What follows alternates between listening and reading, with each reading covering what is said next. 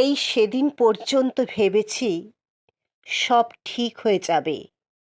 কবে, কখন, কেমন করে, কিভাবে ঠিক হবে এবং সত্যি সত্যি কি ঠিক হবে এবং ঠিক না হলেই বা কি হবে সে বিষয় অবশ্য কোনো চিন্তা করিনি, কোনো ধারণাও ছিল না। শুধু কোথায় কেমন একটা আলাদা বিশ্বাস ছিল। মনে মনে ধরে রেখেছিলাম একদিন সব ঠিক হয়ে যাবে।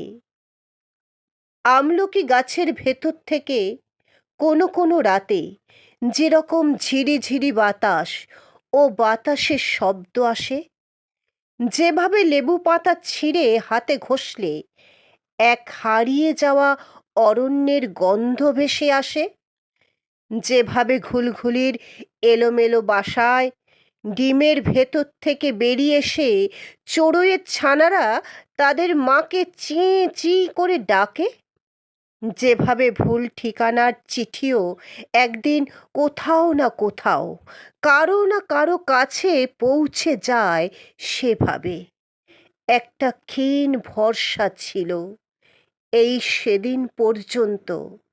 যেভাবে এইসব ঘটে, এইসব ঘটে যায়, সেইভাবে একদিন সব ঠিকঠাক হবে।